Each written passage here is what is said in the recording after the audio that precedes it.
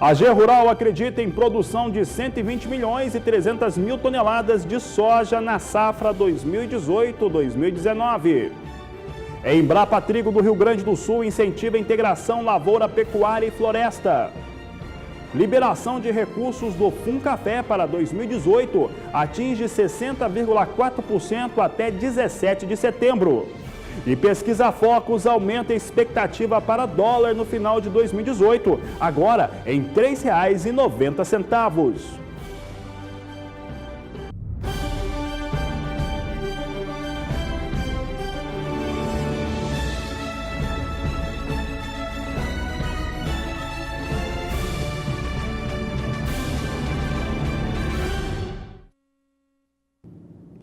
Olá, uma ótima tarde a você, um excelente começo de semana. Está no ar o Agricultura BR. Boa tarde, Carla. Boa tarde, Fabiano. Boa tarde para você de casa. E começamos o programa aproveitando você que estava aí assistindo a agenda de leilões para falar sobre eventos. Está sendo realizado lá em Uberaba, Minas Gerais, a Expoinel 2018. A exposição que encerra o ano calendário do ranking da ACNB, que é a Associação de Criadores de Nelore do Brasil, trazendo os grandes campeões da raça, né, Fabiano? Exatamente, grandes campeões como esse que eu vou falar agora, porque ele ser um campeão, eu estava dizendo que eu só paro para assistir a programação, a gente está produzindo o programa, mas só para ver o programa do Luiz Crozara, que está aqui conosco. Está aqui o Crozara, está nos nossos estúdios no Parque Fernando Costa e está acontecendo o julgamento ali atrás. Crozara, boa tarde, seja bem-vindo.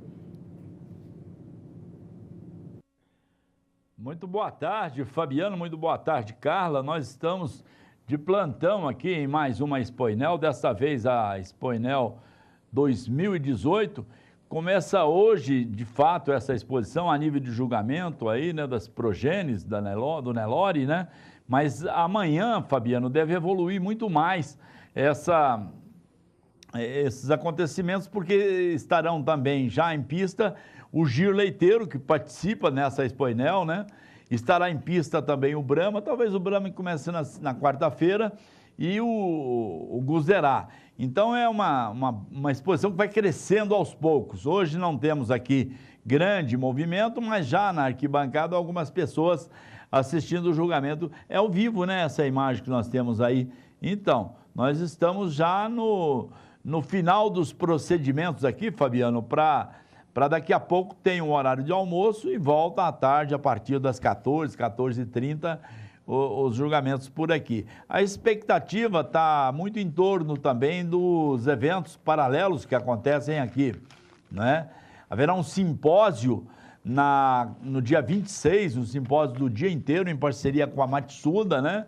Que vai acontecer aqui no parque, e há a expectativa do público estudantil, mesmo dos fazendeiros por aqui aparece. Por falar, Fabiano, em Matsuda, há instantes atrás nós estávamos no programa Zebu para o Mundo, aqui veio o André, que é o gerente, o executivo da Nelore, e as pessoas começaram a ligar para o programa e tal. O Mário, a Meirivânia ligou lá de Araguaína, no Tocantins, mais gente de Goiás, que é o Flávio, né? Em Rubiataba, em Goiás. E assim por diante, as pessoas foram ligando aqui. Mas para surpresa nossa, eu até coloco aqui o óculos, o Lourival em Curitiba, no Paraná, falando também sobre a raça Nelore.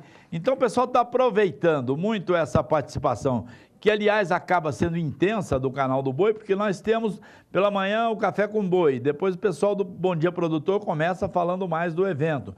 Aí a gente faz Zebu para o Mundo, em cima desse tema, o tema é sempre Expoinel.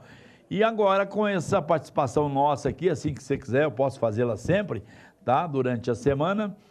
E mais tarde, tipo 18 horas, exatamente às 18 horas, a gente faz aqui uma mesa redonda de 15 minutos, onde o Jorge Zaidan nos aciona, e a gente faz isso com muito prazer. E hoje deve vir aqui o presidente da Associação Brasileira dos Criadores de Nelore, que é o Nabi, cujo sobrenome eu ainda não decorei, eu não tenho anotado aqui, porque ele é de origem árabe, mas já vai estar na ponta da língua. Mas, para surpresa nossa, coincidência, né? Quem estava assistindo o programa, lá em Presidente Prudente, ligou para cá, foi o Jorge Matsuda, né? Esse brasileiro diferenciado, né?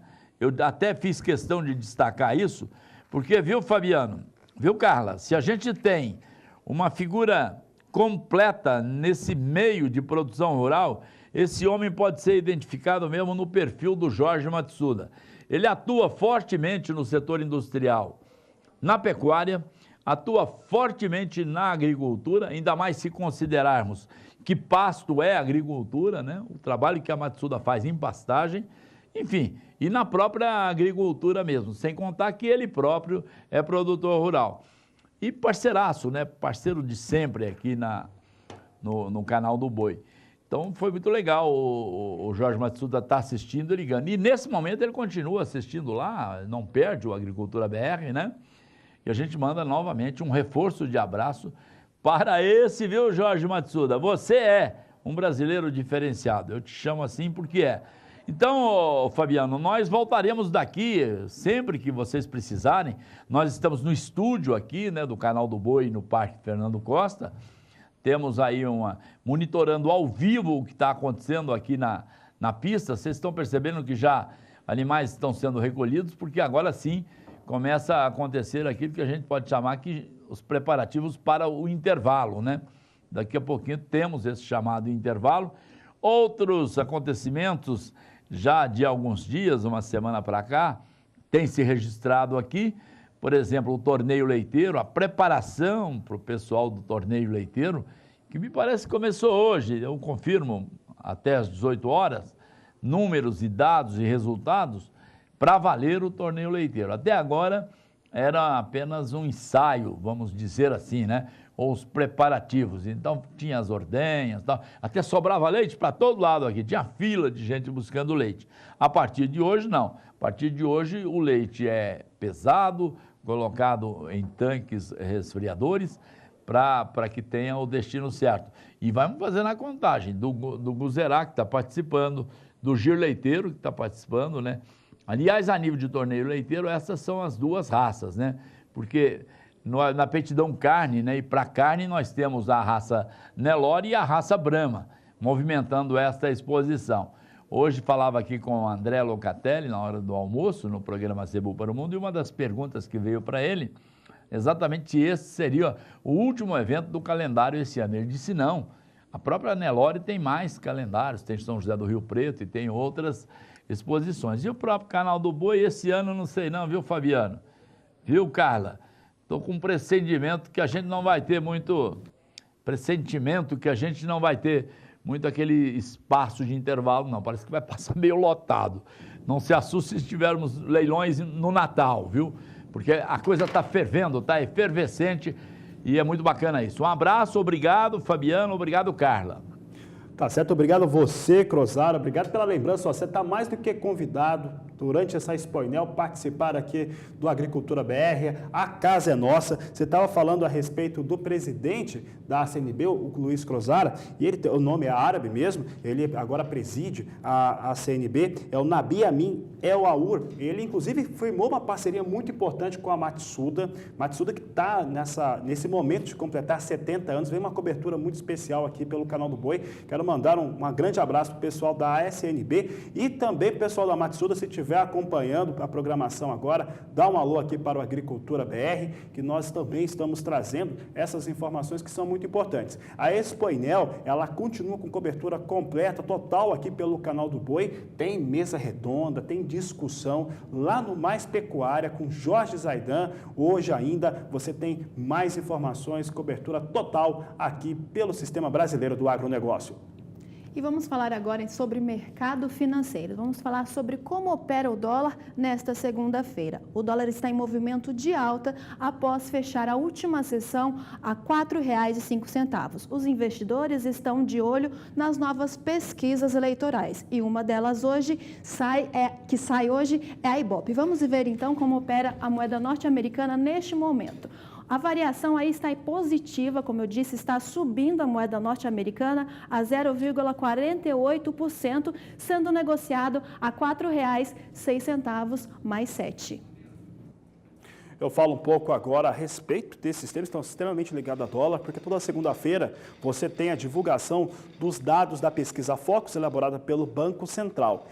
No resumo do que essa pesquisa trouxe, olha só o que ela apontou. IPCA mais elevado, tanto para 2018 quanto para 2019, que é o índice que mensura a inflação, e também o dólar. Dólar mais alto, tanto em 2018 quanto em 2019, ao fechamento do ano, para 2018 chegando a R$ 3,90. Mas quem vai falar conosco a respeito deste tema é Walter Pulga Júnior, está aqui conosco. Pulga, à medida que nós vamos nos aproximando da eleição, a coisa vai mudando, o entendimento também dos analistas de mercado, o que pode se esperar deste momento, que é um momento realmente, pode-se dizer, nervoso. Pulga, boa tarde, seja bem-vindo.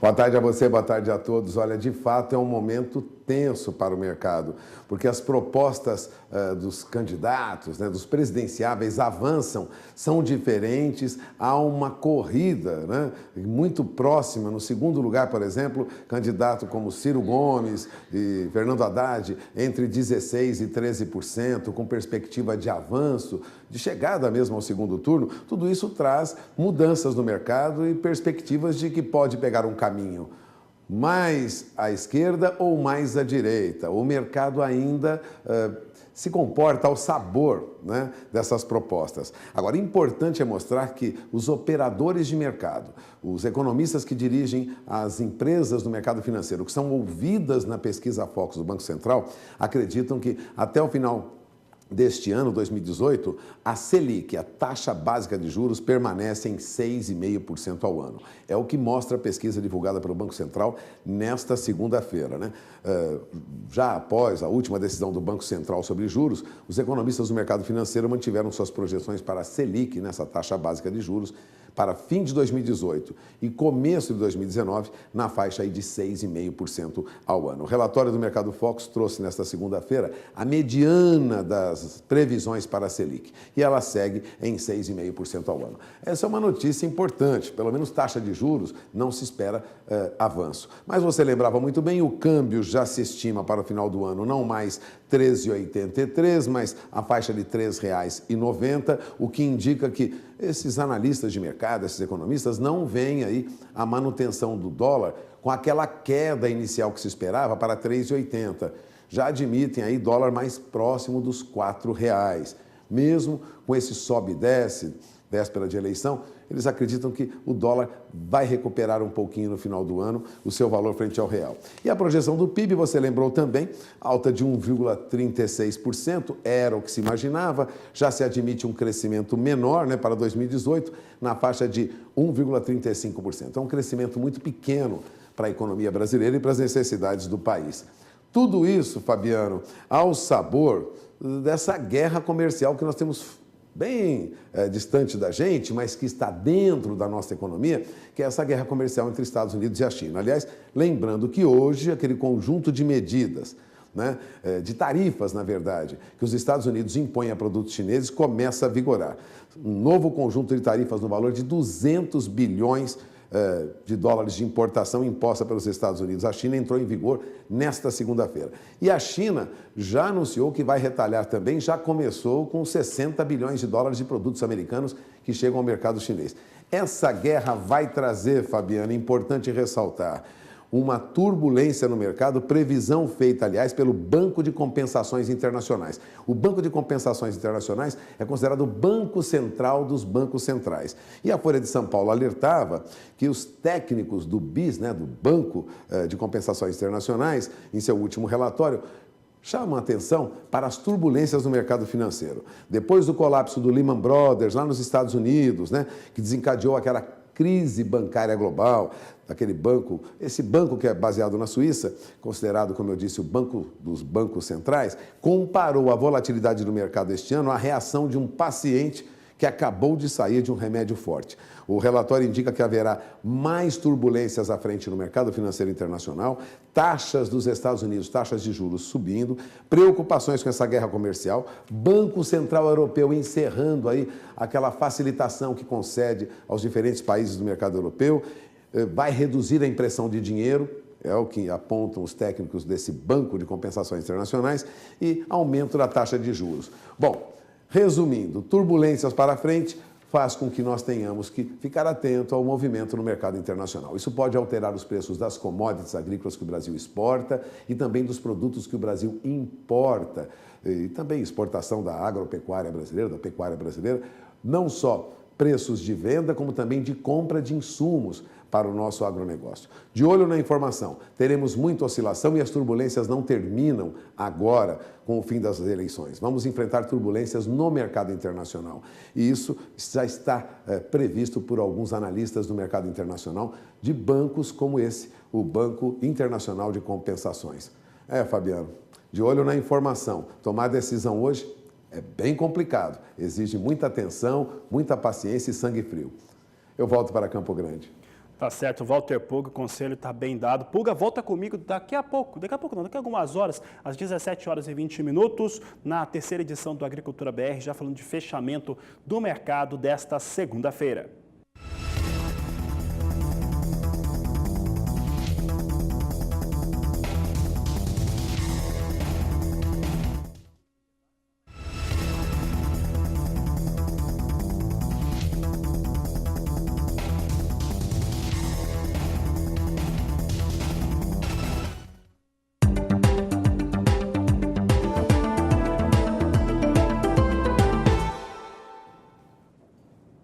E a consultoria AG Rural, nas tardes de sexta-feira, divulgou os seus novos dados em torno das suas estimativas para a produção de soja no ciclo 2018-2019 aqui no Brasil. De acordo com a AG Rural, a área ocupada com soja vai subir e sobe em relação aos números mesmo que foram apresentados em agosto. Agora, a estimativa da consultoria é ter uma área de cultivo com 35 milhões e 800 mil hectares nesta campanha 18-19, é o que nós vamos acompanhar agora. Ela sobe em relação ao que acontecia ou se estimava em agosto e principalmente sobe em relação ao que era estimado ou que foi fechado na campanha 2017-2018. Você tem aqui um novo número, você tem aqui na coluna vermelha, na primeira, a campanha 17-18 com 35 milhões 140 mil hectares, que foi a área de cultivo. Agosto, para a campanha 18-19, já se estimava 35 milhões 690 mil hectares e agora no mês de setembro sobe para 35 milhões e 800 mil hectares. É uma alta aí que chega a ser de 1,9% frente àquilo que tinha sido produzido na campanha passada. A principal área ou regiões de produção de soja que tiveram aumento, que justificam agora chegar a quase 36 milhões de hectares, são as regiões norte e nordeste do país. De acordo com a AG Rural, as áreas de ocupação nos estados que estão cultivando soja no norte e nordeste sobem 311 mil hectares. São novas áreas que eram até então destinadas à pastagem, que passam a ser ocupadas com oleaginose. Então, Brasil se aproximando, de acordo com a AG Rural, de 36 milhões de hectares em áreas de cultivo. Um outro dado importante, e considerando a média histórica do Brasil em torno de produtividade, é o fator de resultado final de produção nessa campanha 18-19, que já tem cultivo nos principais estados produtores. Ora, se você considerar os maiores deles, Mato Grosso, Paraná, Mato Grosso do Sul e também o estado de Goiás, em todos eles estão tendo já esse acompanhamento. Rio Grande do Sul tem um calendário diferente que ainda não, mas dependendo do estado, todos eles têm cultivo e esse é um fator importante. Para a AG Rural, a campanha nova vai ter uma superação, considerando a produtividade média em 1 milhão de toneladas frente àquilo que aconteceu na colheita da safra passada. Portanto, o Brasil chegaria, ou os estados produtores do Brasil juntos, chegaria a uma produção de 120 milhões e 300 mil toneladas de soja, é o que você acompanha comigo, é exatamente 1 milhão de toneladas a mais. A campanha 17-18 ficando em 119 milhões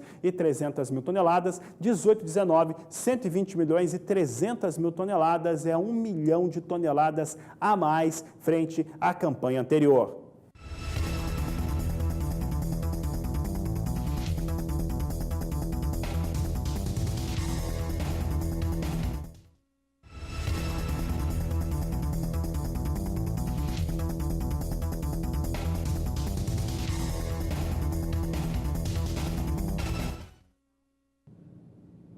E as chuvas de agosto e setembro têm permitido o rápido avanço do plantio de soja da safra 2018-2019 no Paraná. Vamos ver na tela os dados do levantamento da AG Rural sobre o plantio de soja no Paraná. De acordo com os dados, até quinta-feira passada, 11,2% da área já estava semeada no estado. No ano passado, apenas 1,7% da área estava semeada. E a média de 5 anos é de 1,9%. Este é o início de plantio mais rápido registrado no histórico da agência para o Paraná. E nós vamos agora lá para Somar Meteorologia para ver com a Juliana Rezende se o clima continua colaborando para esse plantio rápido. Boa tarde, Juliana. Seja muito bem-vinda aqui ao Agricultura BR. As chuvas vão continuar a acontecer aí no estado paranaense?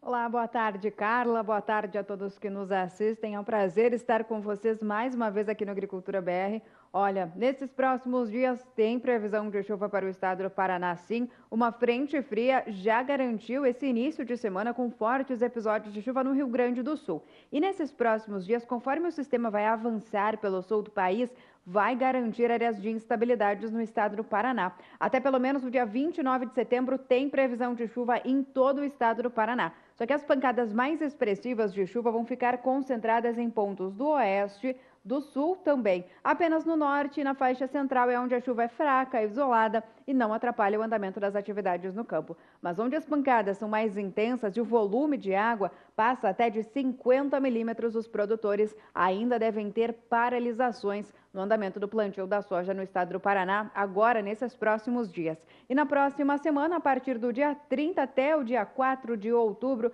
expectativa de instabilidades perdendo força no estado do Paraná. Então, após uma semana de fortes pancadas de chuva, a semana seguinte deve ser aí de chuvas mais fracas, de forma mal distribuída e que não devem atrapalhar os produtores, especialmente o plantio da soja no estado do Paraná. Daqui a pouco eu volto com mais previsão do tempo para as demais áreas produtoras de soja do país. É com você, Carla. Obrigada, Juliana. Fabiano. E por aqui a gente continua falando a respeito do que vem acontecendo com o plantio da soja. Os estados vêm bem adiantados. Um bom exemplo é o estado do Mato Grosso, que teve condições de cultivo muito rapidamente. É o que nós vamos agora conferir. Estado de Mato Grosso do Sul e também Rondônia. É o que a Agricultura BR destaca agora. Você vê aqui na situação que está sendo mostrada, que está ainda começando, né, esse momento de plantio nos 3 estados. Mesmo assim, vem bem adiantado frente àquilo que acontecia há exatamente um ano. O estado do Mato Grosso, por exemplo, que é o maior estado de produção do país, está com 0,6% ali, e ele traz ali uma circunstância na qual nós temos uma situação de mais que o dobro em relação à velocidade que nós temos para o aumento de cultivo para a soja no estado do Mato Grossense. Bom, para saber como é que fica o clima nesses outros estados, também estão produzindo Mato Grosso do Sul e Rondônia, eu converso agora também com a Juliana Rezende, que continua aqui conosco, falando desses outros estados. Juliana, olá, que bom falar com você nesta segunda-feira. Esses outros estados também, comparado ao ano passado, vêm bastante adiantados. Por enquanto, a umidade de solo tem garantido esse começo na data da abertura do plantio da soja. Olá, boa tarde, Fabiano. É um prazer estar com você mais uma vez. Olha, pois é, na região centro-oeste a expectativa ainda vem sendo de chuvas mais irregulares. Falando um pouquinho mais do estado do Mato Grosso, um dos principais produtores de soja do país, a expectativa ainda vai ser de chuva irregular nesses próximos dias, isso para as áreas produtoras do estado do Mato Grosso. Até pelo menos o dia 29 de setembro tem previsão de pancadas, mas muito fracas, mal distribuídas no estado, ou seja, que não conseguem já recuperar essa situação em relação aos índices de umidade no solo.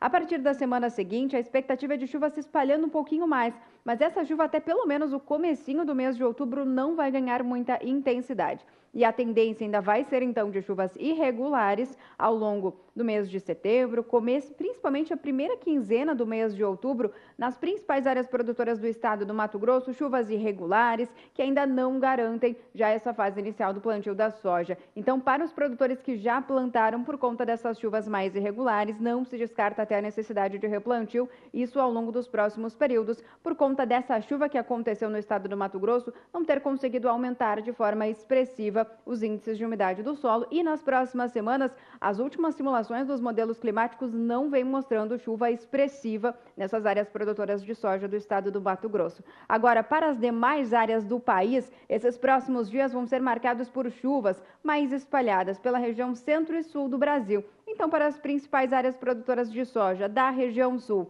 sudeste até o Mato Grosso do Sul, as pancadas vão seguir beneficiando, porque são pancadas mais expressivas, com volume de água que supera até 15 milímetros nos próximos dias, até o dia 29 de setembro. Já em pontos do Mato Grosso, grande parte do interior do Nordeste, Norte Mineiro, Norte de Goiás, a chuva que acontecer é muito fraca e irregular, que acaba não trazendo um cenário tão otimista. E a partir da semana seguinte, até o começo de outubro, dia 4, tem previsão ainda de áreas de instabilidades na região central do país, muito por conta da umidade que vem lá da Amazônia, acaba sendo transportada pelos ventos, então tem previsão de chuva em áreas produtoras. Apesar de não ser uma chuva tão expressiva e volumosa, as instabilidades começam a avançar aos poucos em áreas produtoras de soja, especialmente do centro e do sul do país, no decorrer dos próximos períodos. Volto com vocês.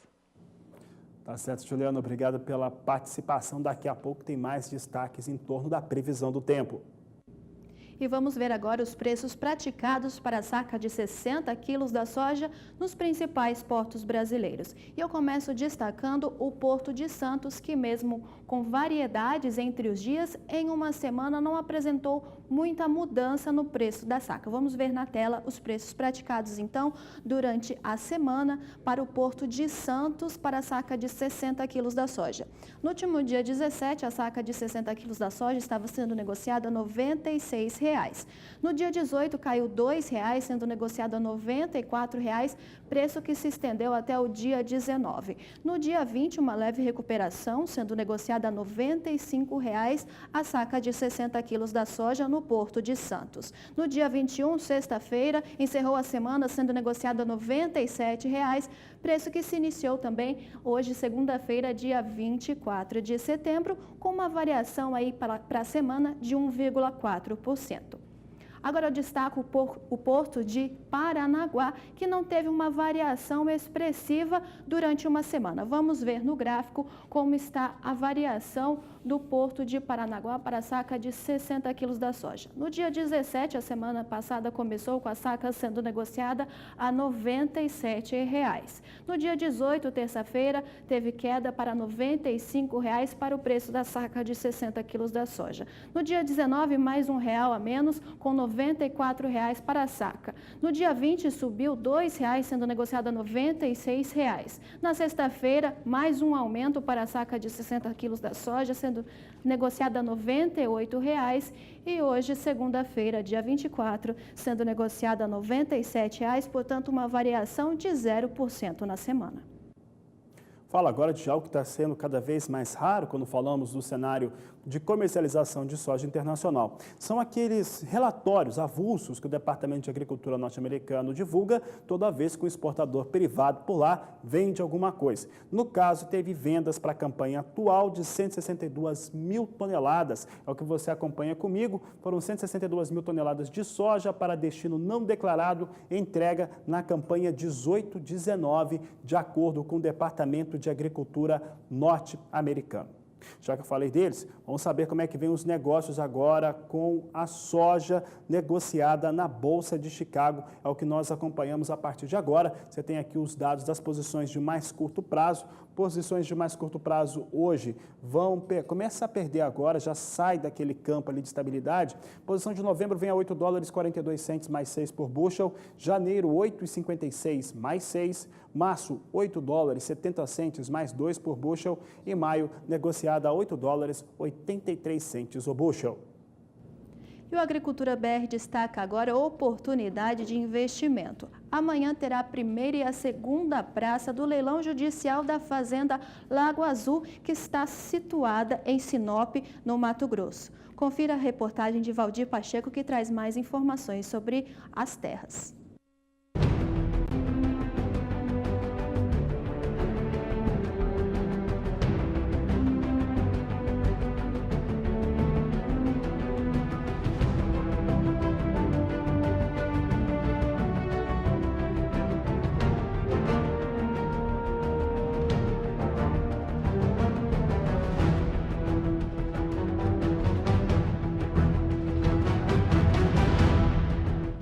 produção agropecuária mato-grossense é destaque nacional. O agronegócio é uma das atividades mais rentáveis no estado, com cultivo de grãos e fibras, além de deter o maior rebanho bovino de corte do país. Nos últimos anos, um número crescente de oportunidades de investimentos tem surgido em Mato Grosso. Diante deste cenário, aqui surge uma nova oportunidade para você ampliar os seus negócios investindo em Mato Grosso, através do leilão agrojudicial da primeira vara civil em Sorriso, cidade conhecida como a capital nacional do agronegócio, localizada no médio norte do estado, distante 400 quilômetros da capital Cuiabá. A área deste leilão judicial está localizada na estrada asfaltada MT 242, sentido Sorriso, ao município de Ipiranga do Norte. No quilômetro 40, à direita, na estrada de chão sentido Comunidade Barreiro, a mais 40 quilômetros está localizada a fazenda Lago Azul, de aproximadamente 634 hectares que serão leiloados. A primeira praça será dia 25 de setembro de 2018, às 16 horas. E a segunda praça será no mesmo dia, às 17 horas, horário de Brasília, com deságio de 50%. A fazenda possui 80% de reserva permanente de mata nativa, onde fica a sede nas margens do Rio Verde, com construções normais para lazer e aproximadamente 20% da área aberta com pastagens em piquetes contendo cercas com 8 fios de arame liso, com lascas e palanques em excelente estado de conservação, porteiras estruturadas com tratamento, currais para bovinos, sendo um com embarcador. Enfim, toda esta infraestrutura possibilita a implantação da ILP, Integração Lavoura-Pecuária. Este leilão agrojudicial será presencial no fórum localizado na Rua Canoas, número 641, no centro de Sorriso, em Mato Grosso, e online através do endereço eletrônico astavip.com.br.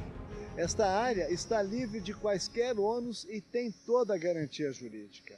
Se você estiver interessado e quiser mais informações ou agendar uma visita para conhecer o local, é só entrar em contato diretamente pelo telefone 0800 717 8888 ou pelo endereço eletrônico que aparece na sua tela.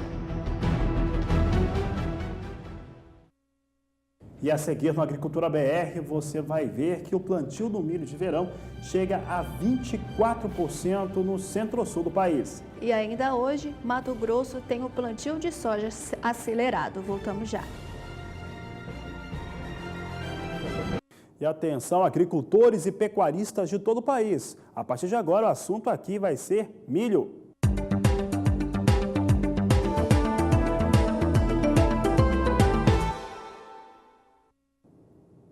Por falar em milho, a consultoria AG Rural divulgou dados em relação ao cultivo do milho de verão ou milho de primeira safra. Esse milho já atinge 24% da sua área de destino, vem mais acelerado esse cultivo para o cereal quando comparado ao que acontecia no mesmo período do ano passado, quando apenas 19% da área estava cultivada. É o que nós acompanhamos agora no Agricultura BR. Você tem aqui a campanha 18-19 alcançando até a sexta-feira passada 24% da área de cultivo, a 17-18 estava com 19% e a média de cultivo para o milho de verão no Brasil é de 19% também, aqui considerando as áreas de produção. Você vê aqui que vem com avanço então, ou mais rápido, 5 pontos percentuais, os cultivos com milho para essa campanha 18-19.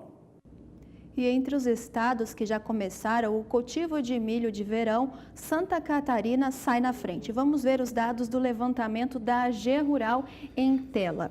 O estado de Santa Catarina lidera com 58% da área de milho plantada, seguido pelo Rio Grande do Sul com 49%, o Paraná na sequência com 41% e São Paulo com 6%. Nos demais estados produtores, o plantio ainda não teve início. A área de milho de primeira safra no centro-sul do país deve ter um ligeiro aumento de 0,7%, o que traz aí a área total de cultivo para o milho de verão na casa de 2.890.000 hectares. Veja conosco como é que está a situação. Você tem aqui o centro-sul do país, milho verão, de acordo com a AG Rural, expectativas de 2.890.000 hectares, um ligeiro aumento, como eu disse, de 0,9%. E vamos agora para a Somar Meteorologia para ver com a Juliana Rezende a previsão para o centro-sul do país. Boa tarde, Juliana. Vai chover aí para ajudar o plantio de milho primeira safra? Olha, Carla, com o plantio do milho primeira safra, safra de verão já em andamento, as condições de umidade no solo seguem beneficiando grande parte das lavouras do centro-sul do país, principalmente entre Mato Grosso do Sul, São Paulo, região sul, até o sul de Minas Gerais, é onde os índices de umidade estão mais elevados e já beneficiam essas lavouras recém-plantadas. Nesses próximos dias, tem previsão de chuva mais expressiva na região sul. E no Rio Grande do Sul, estado que está com até o plantio mais adiantado, tem previsão até de chuva forte. Essas pancadas podem vir em forma de temporais. Essa chuva, então, pode ainda atrapalhar o andamento das atividades no campo entre o Rio Grande do Sul, Paraná também, até o extremo sul do estado do Mato Grosso do Sul. Mas, de forma geral, tem previsão de chuva para a maior parte do centro-sul do país. Apesar da chuva no Mato Grosso, Goiás e Minas Gerais ainda ser uma chuva fraca, o predomínio de tempo vai ser de tempo mais seco, as pancadas que acontecer são de fraca intensidade, de forma mal distribuídas. A partir da semana seguinte, até o dia 4 de outubro, a chuva forte vai seguir concentrada na região sul. E as áreas produtoras do Rio Grande do Sul vão receber mais uma vez pancadas muito fortes e intensas, com potencial para temporais, rajadas de vento, queda de granizo. Isso tudo atrapalha bastante o andamento das atividades no campo e ainda mantém o solo até com um excesso de umidade, o que dificulta também a entrada das máquinas no campo. Essa chuva segue restrita de forma mais expressiva no Rio Grande do Sul, porque nas demais áreas as pancadas que acontecer são com menor volume e com menos risco para transtornos em relação ao plantio do milho safra de verão. E até pelo menos o dia 9 de outubro, o sul do país vai seguir recebendo pancadas bastante expressivas, duradouras e frequentes. Então, durante as próximas semanas, expectativa ainda de paralisações no plantio do milho safra de verão no sul do país, e principalmente o Rio Grande do Sul e Paraná. Mas, de forma geral, o estado gaúcho acaba sendo o estado mais afetado por conta dessas instabilidades mais intensas. Agora, para as áreas produtoras do Sudeste e Centro-Oeste, como a chuva é fraca e mal distribuída, não atrapalha o andamento do plantio do milho safra de verão, na maior parte da região central do país. Daqui a pouco eu volto com mais previsão do tempo.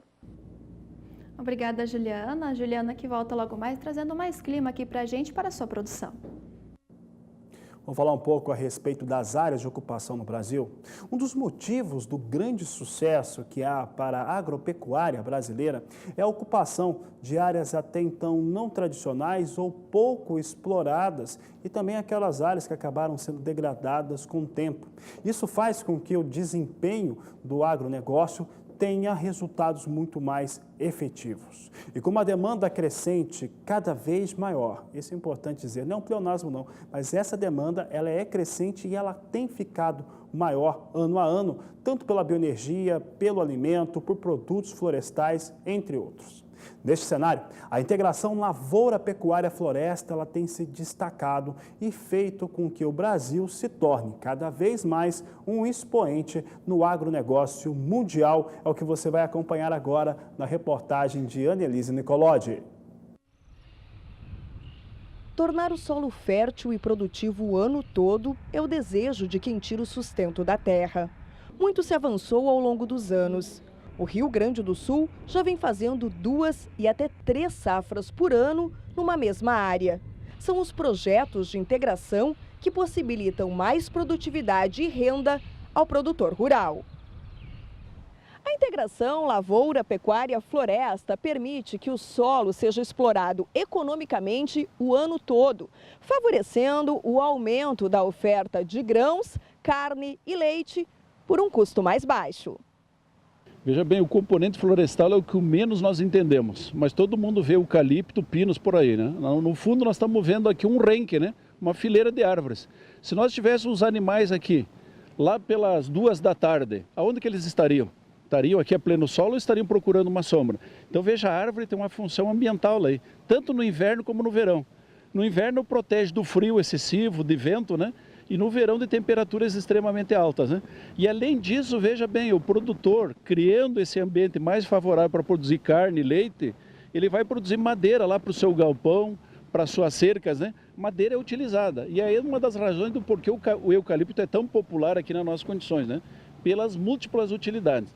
Hoje, por exemplo, nós temos unidades de referência tecnológica que está entrando clones de eucalipto para ser tirados em 15 anos.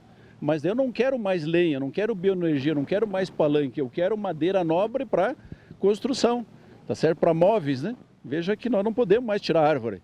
E o mais interessante disso tudo, se a gente pensar em termos de país, nós estamos utilizando 1/3 da área nacional, tá certo?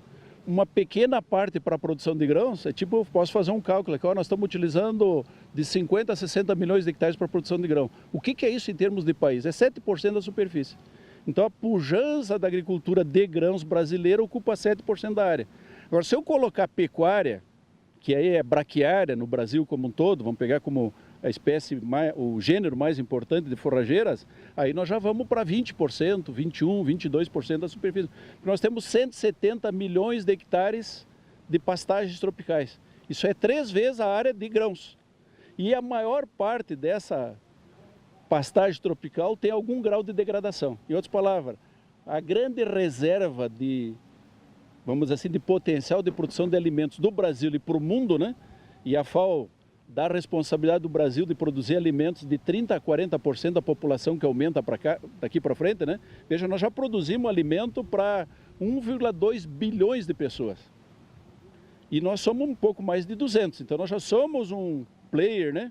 Um país agrícola, né? Mas nós temos que pensar que nós temos responsabilidade por esse ambiente e o principal estoque de área para produzir mais é exatamente a pastagem degradada. Como é que eu recupero essa pastagem degradada? Via pastagem, lavoura de pasto. Nós vamos adubar, nós vamos fazer uma braquiária, um capim de verão. Para promover essa integração, a Embrapa Trigo de Passo Fundo, no Rio Grande do Sul, organizou esse dia de campo. Aqui, estudantes, agricultores e técnicos conseguem visualizar a produtividade de diferentes culturas com duplo propósito, como o caso do trigo. O tema é amplo, né? Integração, lavoura, pecuária, floresta. E às vezes a gente diz assim, o que tem que ver uma Embrapa Trigo em Passo Fundo com integração lavoura-pecuária? A gente pensa que trigo é só para pão. Na verdade, o trigo é múltiplos propósitos, né? O trigo é para pasto, é para silagem, né? O trigo que a gente moe, 30% acaba ficando farelo. E farelo vai entrar na composição de rações para quem? Para gado de leite, para suínos, para aves, né? Então a integração lavoura-pecuária não é só com boi, com vaca, né? Também com suínos, com aves. Então a Embrapa Trigo em Passo Fundo, ela lidera o incentivo, a cadeia no sentido de produzir alimento, principalmente no inverno, né? Que é a missão da unidade, se chama trigo é de inverno, mas trabalhamos com cevada, com triticale e com aveia. E no verão também trabalhamos com soja e milho, né? Porque o sistema de produção que tem que funcionar. Então o trigo sozinho, e às vezes o cara diz, estou perdendo dinheiro com o trigo. Será que está perdendo dinheiro com o trigo ou tu não está analisando direito? O fato de ter um trigo no inverno, quanto reflete isso no milho, na soja, na sequência, né? Então aquele rendimento de trigo lá, muitas vezes pode não ser muito atrativo financeiramente quando comparado a uma cultura como a soja, né? Com a liquidez que tem, né? Tá certo? Mas então, nós trabalhamos no sentido diverso, né? A minha especialidade principalmente é essa, trabalhar com manejo de pastagem, com sistemas integrados, né? Um grande desafio para contornar problemas decorrentes de décadas de práticas agrícolas de monocultivo e de elevada pressão sobre o ambiente, mas que através da integração lavoura-pecuária-floresta pode gerar ganhos em produtividade e, consequentemente, liberar áreas para outras atividades do agronegócio.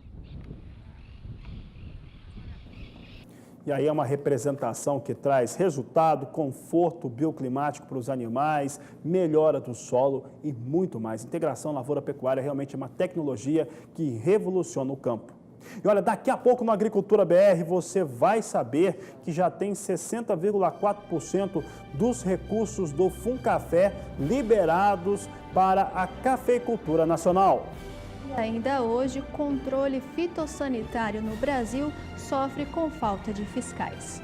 Você acompanha conosco agora uma reportagem bem interessante que mostra a qualidade e também a aplicação da Fosfosal.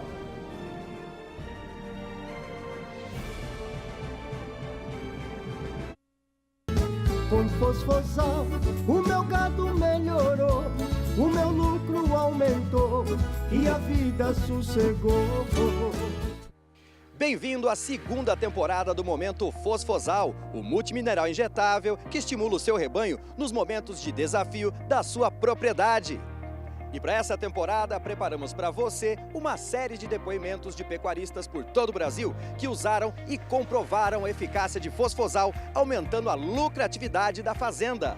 Acompanhe no vídeo. O Fosfosal foi muito bom porque quando saímos da seca, eu tive uma novia aqui principalmente, até vi o resultado por ela, porque ela estava muito magra.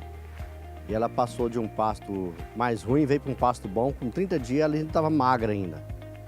Muito magra, assim, a ponto de eu ficar preocupado com ela, né? Eu peguei, ela estava vermifugada, estava limpas e não engordava. Aí depois com o Fosfosal, essa novia, com uma semana eu já comecei a ver a diferença nela já. Hoje a gente pode olhar ali e não consegue achar essa novilha mais. Porque realmente o Fosfosal recuperou o score corporal dessa novilha e ela ficou muito bonita. Até o colega meu que trabalha aqui com a gente, o meu amigo Adriano, chegou um dia e falou assim pra mim assim, viu, Mal, o que você fez nesse gado aqui que fez essas bezerras virar novia numa semana?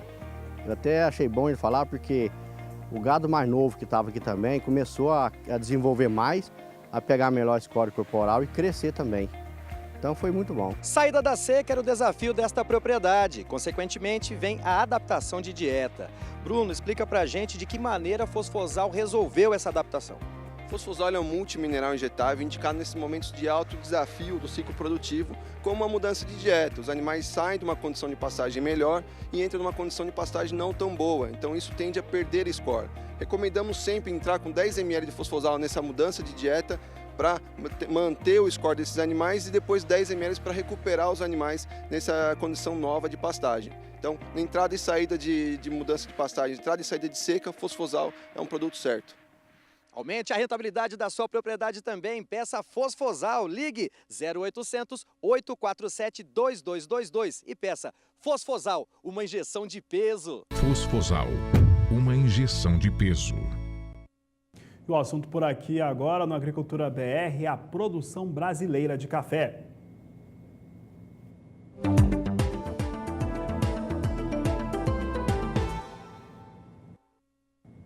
E o volume dos recursos disponibilizados pelo FUNCAFÉ, o Fundo de Defesa da Economia Cafeeira, totalizaram disponibilizados de 2.994 milhões de reais, o que representa 64% de todo o recurso disponibilizado, que vai ficar para o fundo nesse ano de 2018, algo em torno de 4.980 milhões de reais para o FUNCAFÉ. Vamos saber como que esses quase 3 bilhões que já foram para o mercado, que já estão sendo utilizados na economia cafeeira, como é que eles foram divididos? É o que você agora acompanha comigo. Números em relação ao café, você tem aqui um repasse até o momento de 2.994 milhões de reais, 60,4%.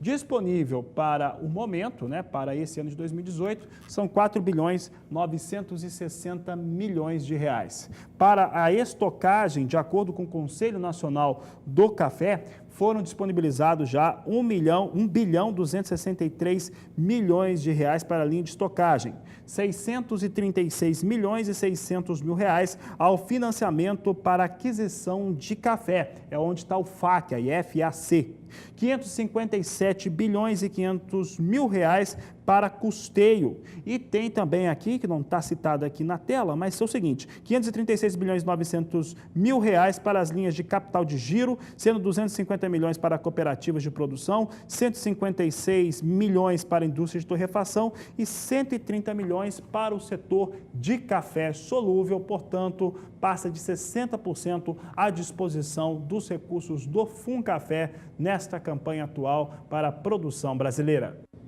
Atenção, investidor! A partir de agora você acompanha na reportagem de Valdir Pacheco uma oportunidade de investimento em Maceió, no estado de Alagoas. Veja só.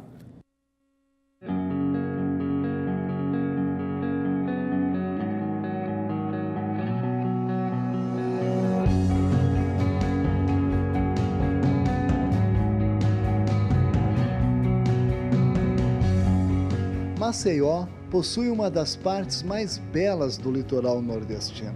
Inúmeros trechos da costa são protegidos por recifes que tornam o mar calmo. As águas costumam ser azuis ou esverdeadas o ano todo. Você já pensou em investir em Maceió?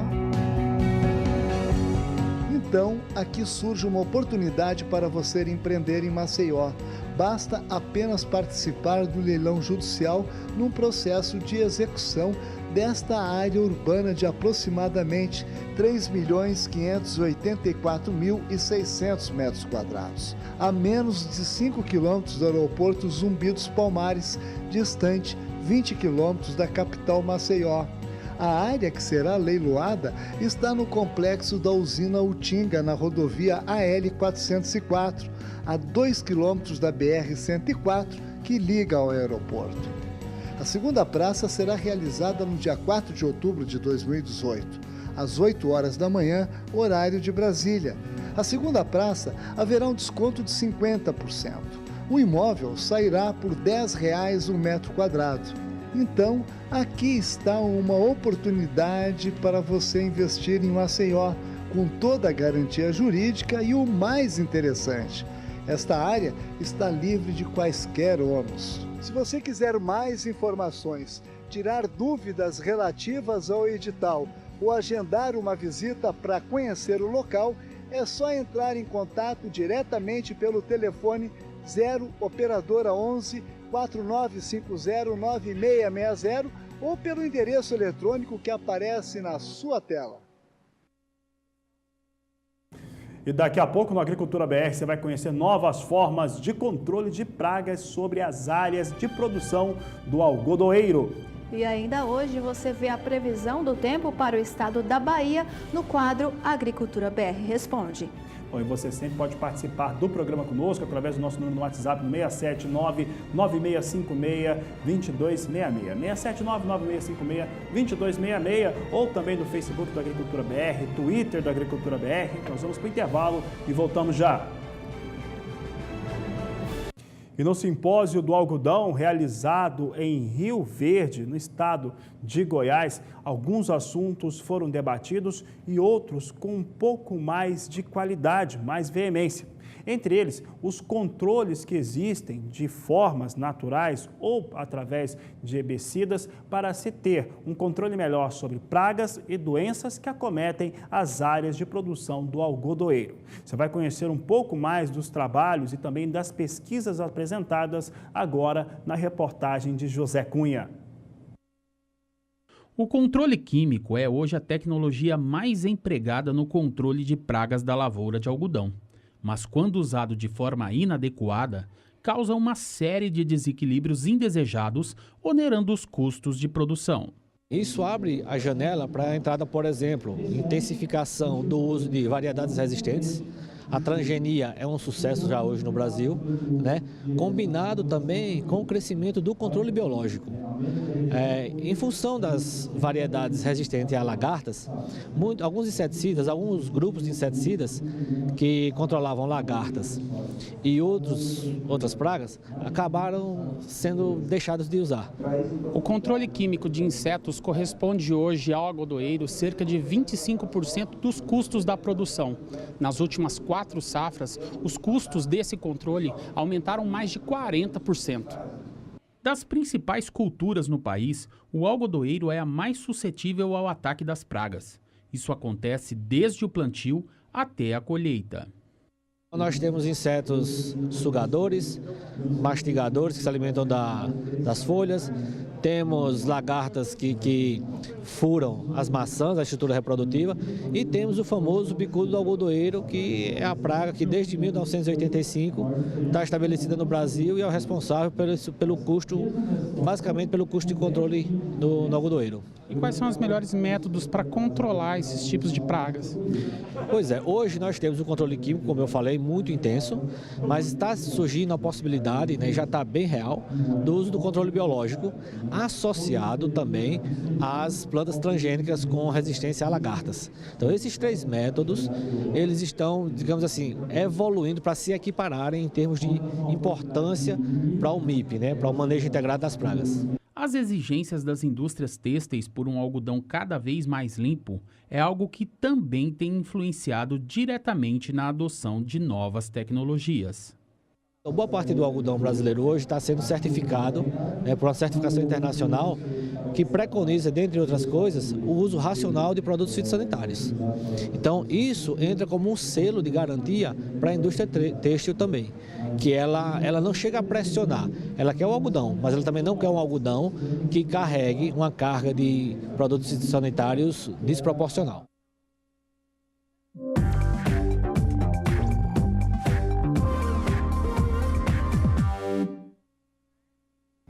E como sempre dizemos aqui no Agricultura BR, a sua participação é muito importante aqui para nós. E nós vamos ver a pergunta de hoje que veio lá do nordeste do estado. A pergunta de hoje veio lá da Bahia. Vamos ver o que o nosso telespectador pergunta nesta tarde. Boa tarde, gostaria da previsão do tempo até novembro para Ceabra. É o Clóvis, do município de Ceabra, na Bahia. E aí, Fabiano, vamos responder para ele? Não sei, mas eu também estou querendo saber, por motivos pessoais. Vou falar com a Juliana Rezende. Juliana, como é que fica a previsão do tempo, então, para o estado da Bahia, especificamente aí no município do telespectador? Respondendo, então, a dúvida do telespectador da região de Ceabra, na Bahia, que quer saber como que fica o tempo para a região dele. Olha, na região de Ceabra é o tempo firme que vai seguir persistindo, não tem previsão de chuva. Isso porque na Bahia, no interior, é o tempo firme que predomina, conforme uma massa de ar mais seco atua. Tem previsão de chuva somente na faixa leste e litoral da Bahia. E esse cenário vai persistir até ao longo das próximas semanas. No próximo período, entre os dias 30 de setembro e 4 de outubro, a faixa leste ainda segue recebendo pancadas de chuva, só que essa chuva não consegue avançar pelo interior da Bahia. Algumas pancadas até conseguem alcançar a faixa oeste, mas de forma geral é uma chuva bem fraca e pontual. E esse cenário de tempo firme no interior persiste até meados do dia 9 de outubro. Nada de chuva no interior, mas instabilidades ainda atuam em toda a faixa leste da Bahia. Então, na região de Ceabra, na parte central da Bahia, não tem previsão de chuva até pelo menos o início do mês de outubro. As instabilidades somente retornam a atuar na região meados do mês de novembro, conforme a chuva consegue avançar um pouco mais e aí volta a chover na região de Ceabra. Daqui a pouco eu volto com mais previsão do tempo. Obrigada, Juliana. A Juliana que volta logo mais trazendo mais informações aqui pra gente. Tá certo, Carla, e você acompanha as informações aqui no Agricultura BR. Nós vamos para o intervalo comercial. Daqui a pouco nós vamos falar especificamente sobre como que está o plantio da soja no estado de Mato Grosso. E ainda hoje você vê como opera o dólar em tempo real. Nós voltamos já. Agricultura BR de volta e voltamos a falar sobre a sua participação aqui no quadro Agricultura BR Responde. E agora trazemos a participação de produtores rurais de Minas Gerais. É o que nós vamos acompanhar agora na tela. Vamos saber quem está participando aqui. Marcelo de Almeida Carvalho, Estrela d'Alva, Minas. Ele quer saber o seguinte: gostaria de saber a previsão de chuva para os próximos 15 dias para que eu possa plantar milho. Está preocupado aí com o momento do cultivo do cereal. Mas, Fabiano, nós temos também outra pergunta lá do estado de Minas Gerais. Vamos ver o que a telespectadora fala. A telespectadora é a Cida Merino, do município de Campina Verde, e pergunta: eu moro no Triângulo Mineiro e gostaria muito de ver mais a previsão da minha região. Será possível? Será possível? Vamos saber agora, Fabiano? Vamos, quem responde é Juliana Rezende aqui. Juliana, o pessoal de Minas Gerais quer saber também ainda a previsão do tempo.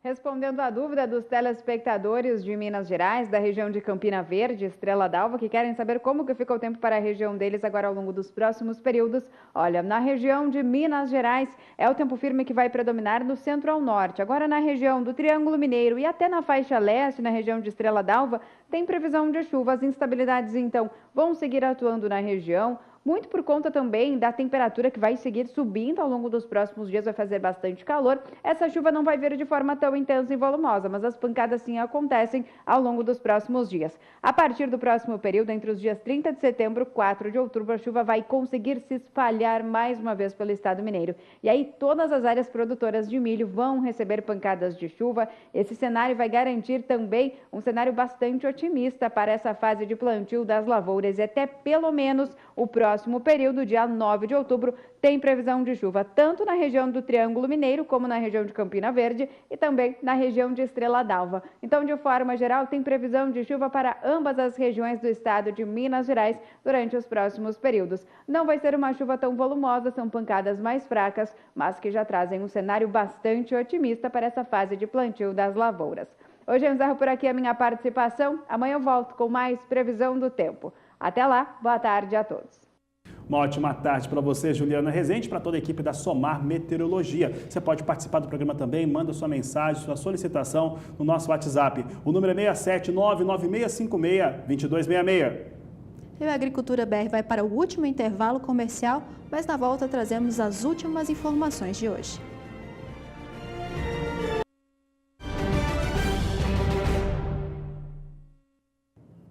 E de acordo com o Instituto Mato Grossense de Economia Agropecuária, no estado de Mato Grosso, a área de cultivo com soja está sendo beneficiada por conta das chuvas e atinge 0,83%. É um volume bem mais rápido, de plantio de soja do que acontecia no último ano. No último ano, nesse mesmo período, estava em 0,14%.